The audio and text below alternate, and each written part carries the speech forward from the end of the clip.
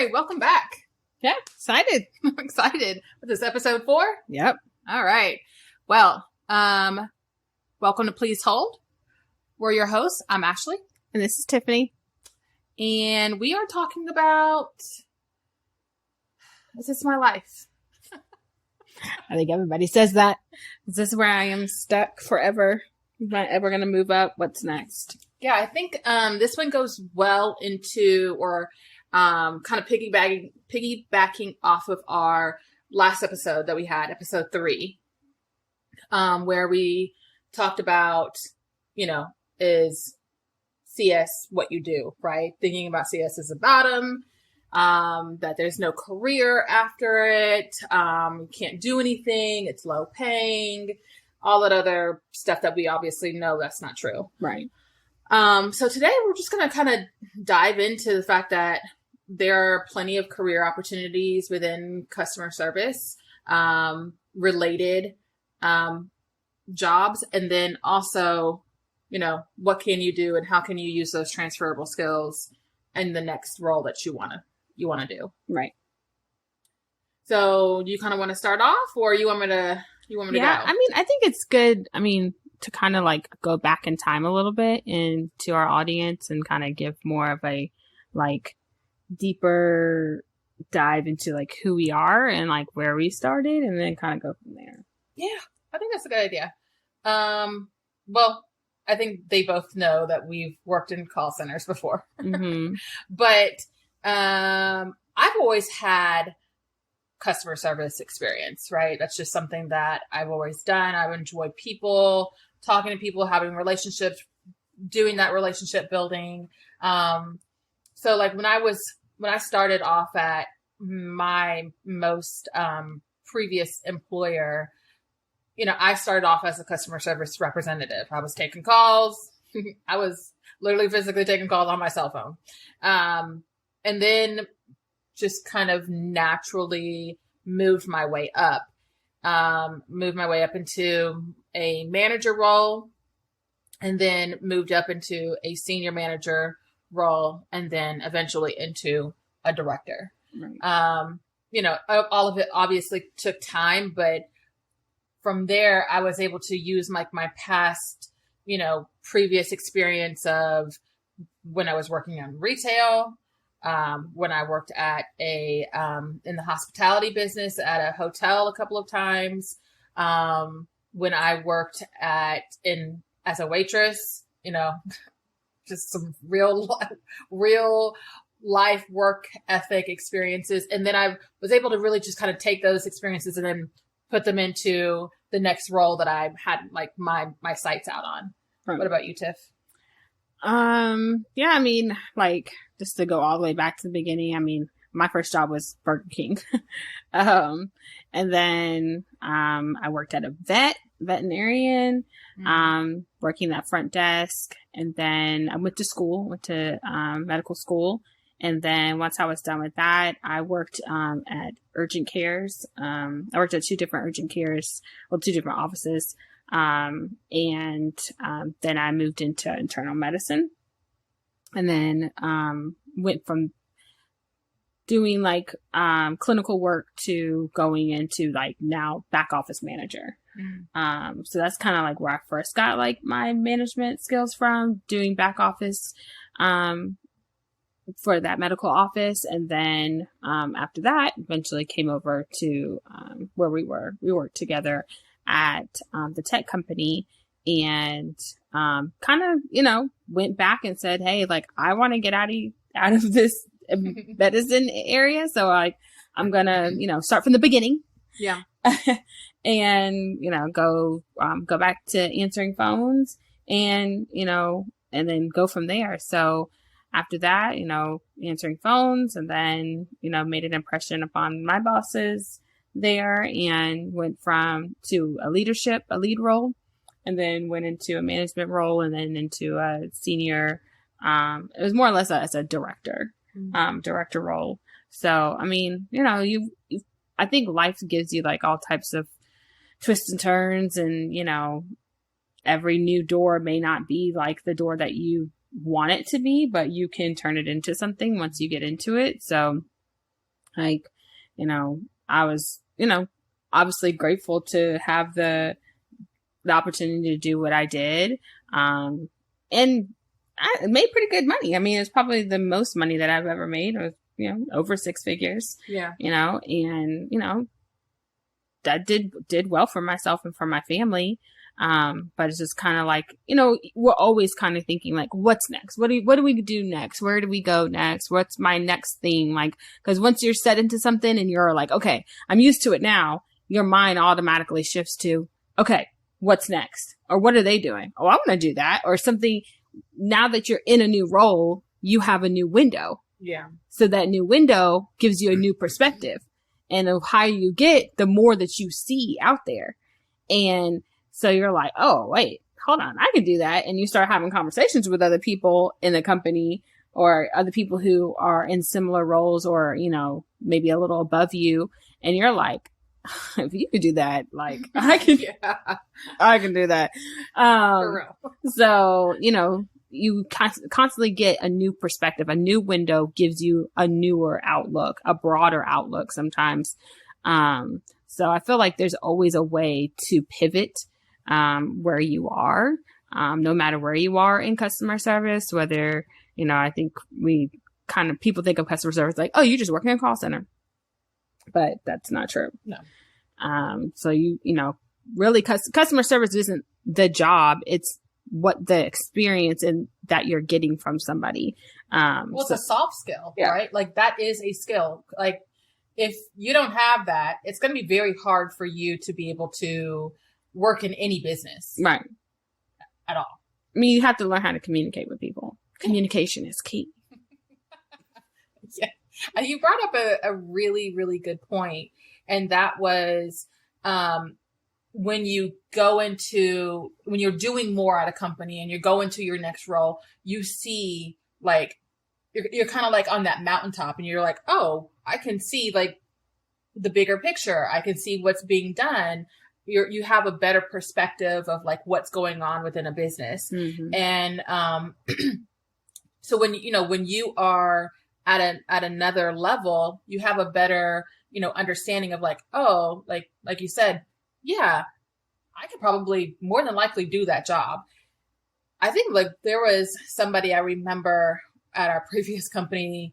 They were previously they were like a ballerina, and then they became a data scientist. Mm-hmm. And but previously, before going into tech, I had never heard of a data scientist ever. I was like, and when I got in, I was like, you're doing a what? Like, you're like, I'm confused.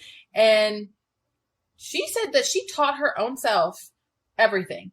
Like a lot of, especially in the tech world, people go to boot camps, people, take classes on their own.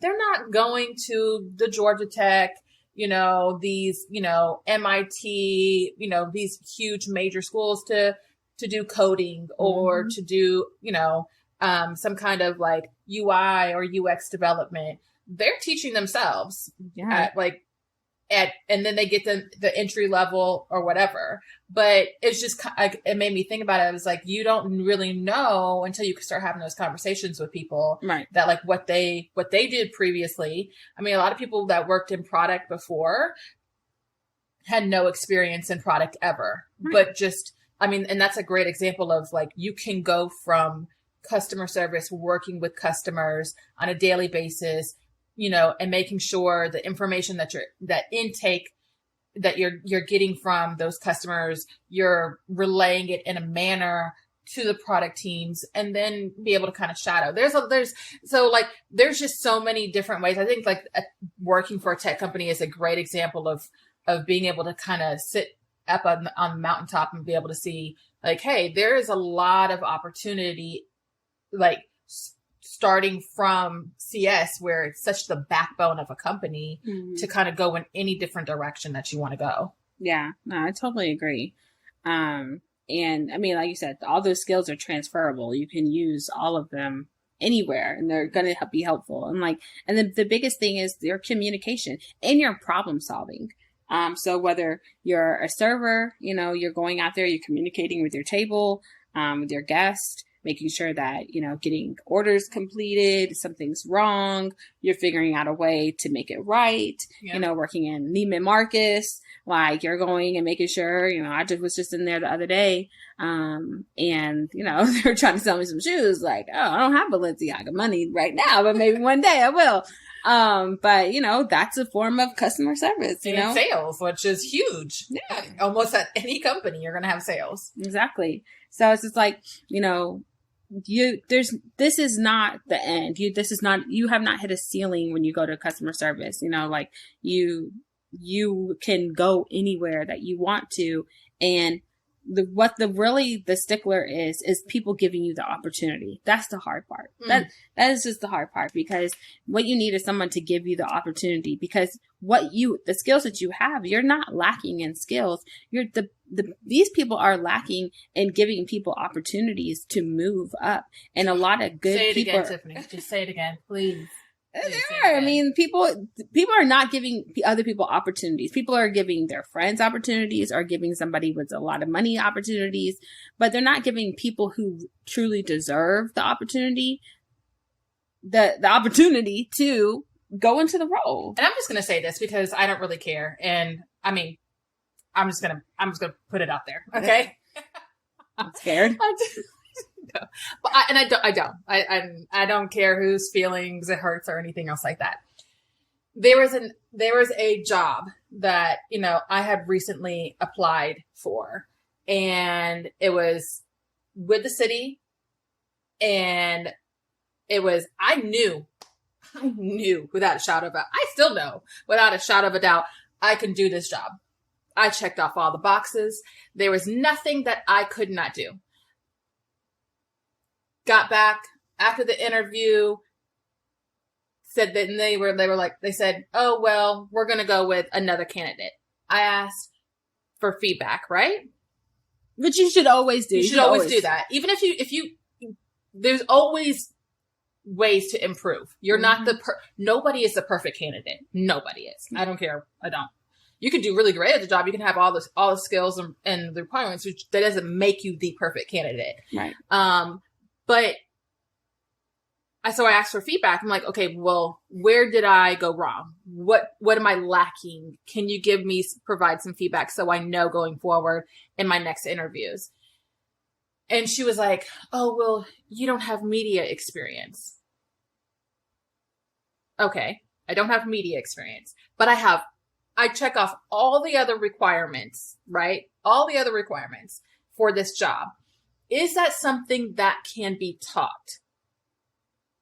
Yes, it can. It can be taught. Everything can be taught. Everything can be taught. Everything. And now the only other things that I think that you should go to school for is if you are performing surgery on anything, whether it's an animal or a human being,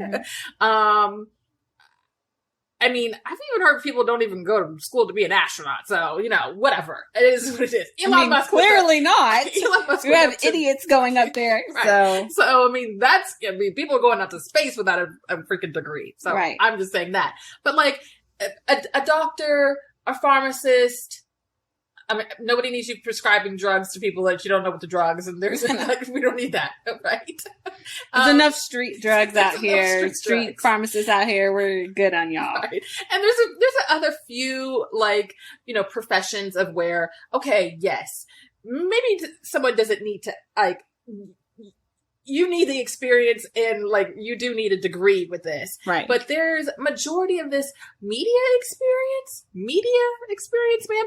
And then I'm just like, okay, so where am I going to get that from? If you're not going to teach me, where am I going to get it from? Well, that's the thing. So we're going to bring it back a little bit because I have a little bit of education for you too. Okay. Lay it on me too. Lay it on me. Because look, that really made me upset. I mean, I know you're upset about it, but sometimes those roadblocks are put in front of us because maybe it's just not the right fit, or maybe that wasn't going to be the right fit for you, or that boss wasn't going to be the right fit for you. So, there's always a reason behind everything, and we don't always need to know what that reason is. But I will say that when we look at job applications, a lot of the olden days, and really some of it's still carrying on to a lot of corporations, businesses nowadays, is saying that you need a master's, bachelor's degree in order to apply. Now, that was originally put in to corporations so that it would discourage Black people from applying to jobs, because most Black people could not get into colleges. There wasn't colleges that were accepting Black students into their schools. And so therefore they didn't have the qualifications, and so they couldn't apply for the jobs. Okay, come on with the history lesson then. So, and nowadays, hell, my 5-year-old knows more than, my mom does at this point, working a tablet and technology. Like, everything could be taught. Google is giving out all types of certificates online that you can learn and take in 60, 90 days, and go and get a job and be fully, qualified to do. Right. So, this whole thing of like, oh, you need a bachelor's and master's degree in order to apply for this job is just, that is old. That is not today. That is not 2023. That is not the future. And, that is not today. And so I say, F it. Like, I don't care if it says bachelor's, master's. I'm not applying to do surgery on someone's brain. I'm applying for a leadership role, or I'm applying to, do this, which can easily be learned and taught. And I have the skills, and a lot of people out here have the skills to do. So, just because, I don't care what the qualifications say, like, bump that. And I've heard a lot of people, even give me advice of saying, don't even read what the qualifications are. Mm-hmm. Like, that's the job you want, and go after it, because you can do it and anybody can do it. Right. You may be able to do it better than the other person, or maybe the other person may be able to do it better than you. But this whole thing about, you need this amount of schooling, or, oh, I need you to have 15 years of experience. Sir, ma'am, what? Hold up. 15 years? 15 years? I'm okay. I know ageism is a real thing, so I'm not going to defend nobody here. Okay. But at 15 years of experience, that is crazy. Yeah. Because what? You're been doing the same thing for 15 years. You're tired. Tired. Okay. You're tired. Okay. You stuck on doing the things that you been doing for 15 years. And right. Like, you're not going to change. Right. You've been doing that. Why not come in with someone who has recent experience? Someone who's been doing this stuff for at least 5 years. It maybe has a hunger for it. Right. Like, and I'm not saying that you had to pay me less, but like, if I got 15 plus years of experience and that's what you want, that's great. But I'm also going to require that 15 plus years of experience have a whole large portion of paycheck attached to that as well. So like, business wise, like, if y'all are trying to save money on cost and hire people, why not hire the people who maybe not have that much experience? And it is, for me, I'm like, is that not part of being a leader? Is that you should mentor people? Like, right? Is that not your responsibility as a leader? If you're going to be a manager, a director, whatever, and somebody is reporting to you, they don't have that experience. Is that not a requirement of your role to do so? You should be helping people develop skills. Yes. And I'm going to go back here one more time, because I feel like I just have to, and I just won't feel good until I get it off my chest. But say it with your chest. I know. Okay, here we go. Talking about 10, 15 years of experience, I was in my most recent role, and, as a senior manager, running customer service, looking over the BPOs, which is oversees the call centers here, social media, doing multitude of different jobs and wearing different hats. And then the role of a director, which basically I was already doing. Right. Already doing everything. Already doing the work. Already doing all of the work and managing that work. Plus more. And then, so the official, role came into play, and they're like, I'm like, okay, I'm going to go out for it. You know, really, it's just a title change because I'm going to be doing the same exact work that I've been doing already. And they're like, well, we're looking for someone who has about 20 years of experience. You want someone with 20 years of experience in customer service? Honey, they tired. They're tired. They're tired. They don't want to do that. They already gonna come in with an attitude. Okay. Like, that was like asinine to me. Asinine. That's so much. That's so many years. I like at that point, that person, whoever's coming on, they cannot relate to the staff that you already probably have in place, right? Right. Like, and why would they want this role after 20 years? They should be going out to be COO or direct. I mean, not a director role. Like they should be going out for a VP role. Why would someone who has 20 years of experience be going for a director role, sir? Do you not have any common sense? None. You have no common sense. Okay, y'all. I'm sorry. That you got that off her chest now, y'all. Yeah. We're being a little bit more frank here, okay? You know, we're not going to name no names, but it is what it is. So, you know, but all this to say, we've had the experience of us saying, hey, we want to go out for a role. And I think we've also experienced that, like, we sometimes felt like, okay, how can I get into that next role? What can I use from my past experience at different companies in different positions to go out for this new role that I have an interest in? A couple of things that like I have learned over the past few years is that find somebody to shadow, because one, it may look glamorous on the other side, but then you get over once you start shadowing, you'll be like, no, this ain't for me. So like have a real like understanding of like what that role really actually entails, because most companies will say like, hey, yeah, I will set you up. You can shadow somebody for a little bit and like for a couple of hours, maybe an hour or two a day or whatever, or throughout the week. And just for you to kind of get a feel of like, is this the right role for me? Is this something that I actually have interest in? Mm-hmm. And then start looking at the soft skills that you already have, that you've already obtained in your previous roles. You know, customer service being the most major soft skill within any business, because like we have to remember you're not always talking about B2C, business to the consumer, mm-hmm. right? You're also talking about business to business, right? And that is another like avenue that people can go down. You can go into customer success, which is a part of customer service, but you're servicing another business, right? Mm-hmm. You're servicing another vendor. You could be a client relationships manager, which is just building those relationships, maintaining what you already have in place, and then building new relationships with new vendors or right. new clients. So I think that there's definitely lots of opportunity. You just have to kind of figure out which direction you want to go in.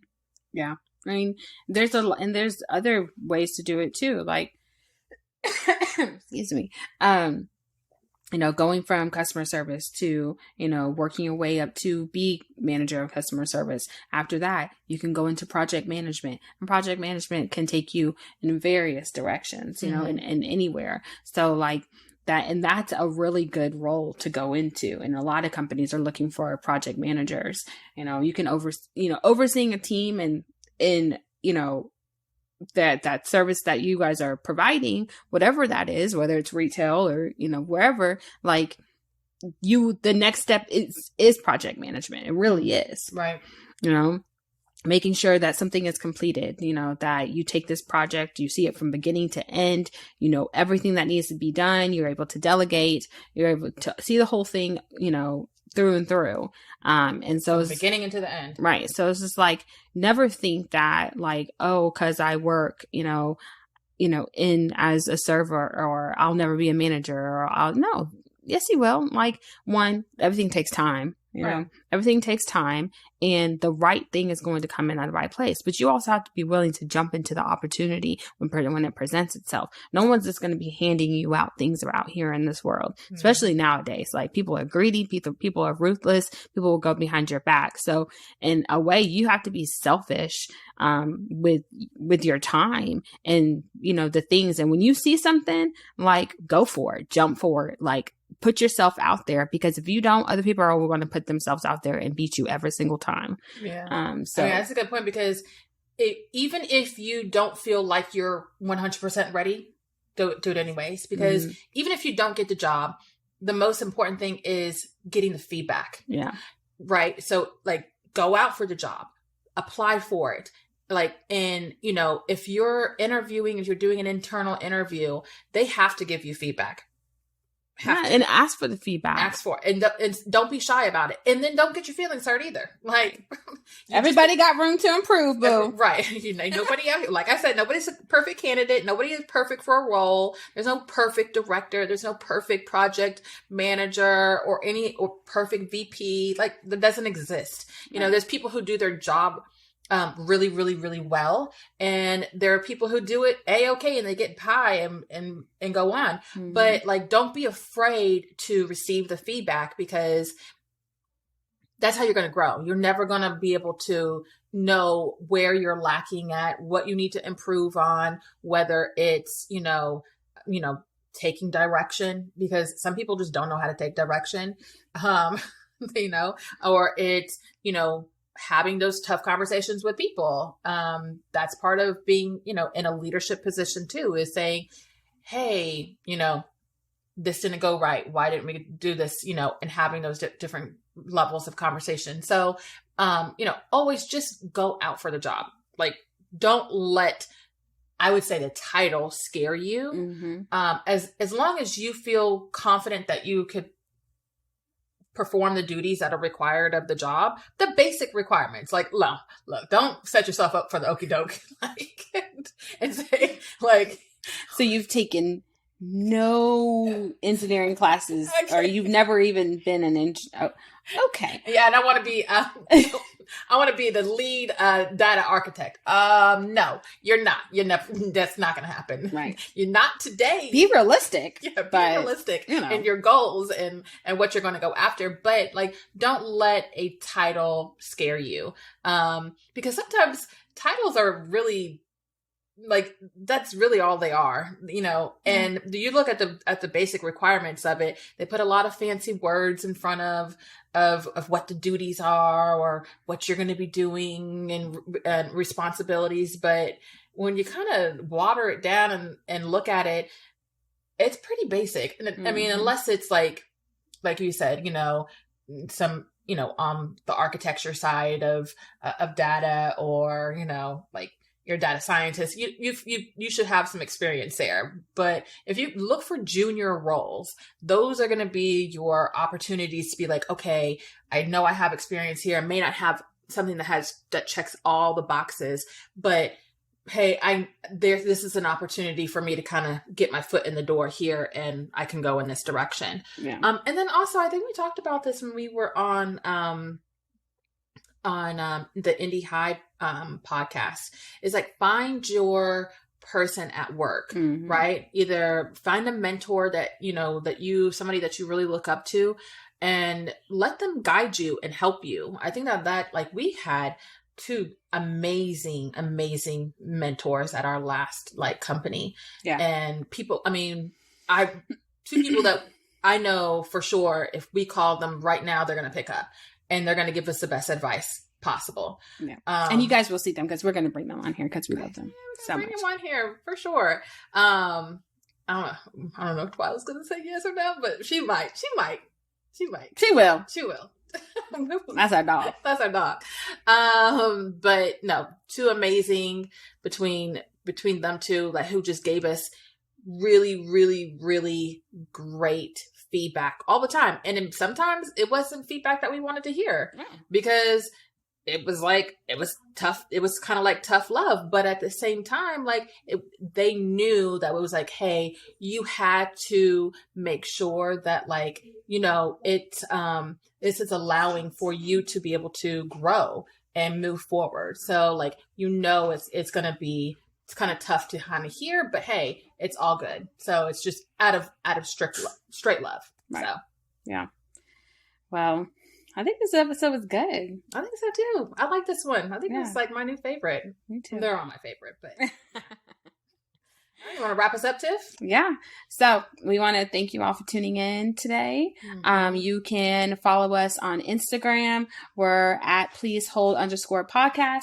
If you want to share a story, want to give us feedback, want to shout out somebody, you can email us at info@pleaseholdpodcast.com. We're also on TikTok at pleaseholdpodcast. So yeah, this is a wrap, and we will see you all next week. All right. Bye. Bye.